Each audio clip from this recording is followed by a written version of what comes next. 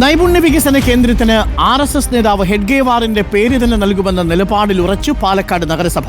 പേരുമാറ്റാതെ പ്രതിഷേധം അവസാനിപ്പിക്കില്ലെന്നാണ് കോൺഗ്രസിന്റെ തീരുമാനം. DVSPയുടെ നേതൃത്വത്തിൽ വിളിച്ചു ചേർത്ത സർവകക്ഷി യോഗത്തിൽ നിന്ന് കോൺഗ്രസ് വിട്ടുനിന്നു. അതേസമയം രാഹുൽ മാങ്കൂട്ടത്തിൽ MLAക്കെതിരായ കൊലവിളി പ്രസംഗത്തിൽ BJP പാലക്കാട് ജില്ലാ അധ്യക്ഷൻ ഉൾപ്പെടെ 2 നേതാക്കൾക്കെതിരെ കേസെടുത്തു. ഇന്നലെ രാഹുൽ മാങ്കൂട്ടത്തിൽ MLAയുടെ ഓഫീസിലേക്ക് മാർച്ച് നടത്തിയ BJP ജില്ലാ അധ്യക്ഷൻ പ്രശാന്ത് ശിവൻ ഉൾപ്പെടെയുള്ള പ്രവർത്തകർക്കെതിരെയും BJP ഓഫീസിലേക്ക് മാർച്ച് നടത്തിയ യൂത്ത് കോൺഗ്രസ് ജില്ലാ അധ്യക്ഷൻ KS ജയഘോഷ് ഉൾപ്പെടെയുള്ളവർക്കെതിരെയും ഇന്ന് രാവിലെയോടെ പാലക്കാട് ടൗൺ സൗത്ത് പോലീസ് കേസെടുത്തു. എന്നാൽ പരസ്യമായി പലതവണ തനിക്കെതിരെ കൊലവിളി നടത്തിയ BJPക്കാർക്കെതിരെ പോലീസ് കേസെടുക്കാൻ തയ്യാറാകുന്നില്ലെന്ന് ആരോപിച്ച രാഹുൽ മാങ്കൂട്ടത്തിൽ MLA രംഗത്തെത്തി. ജാമ്യത്തിൽ നിൽക്കുന്ന പ്രതി നടത്തുന്ന കൊലവിളിക്കെതിരെ ആ ജാമ്യം റദ്ദാക്കണമെന്ന് പറയാനുള്ള ആർജവം പോലും ഇല്ല.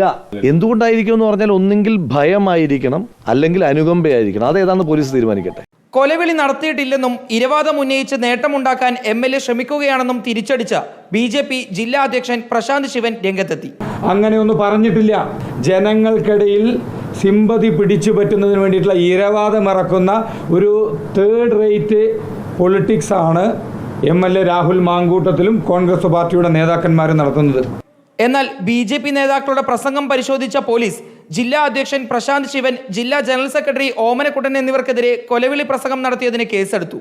ജില്ലയിൽ സമാധാന അന്തരീക്ഷം പാലിക്കുന്നതിനായി പോലീസ് സർവകക്ഷി യോഗം വിളിച്ചെങ്കിലും കോൺഗ്രസ് യോഗം ബഹിഷ്കരിച്ചു. ഈ പാർട്ടി ഓഫീസുകൾ കേന്ദ്രീകരിച്ചുള്ള മാർച്ച് ഒഴിവാക്കണം.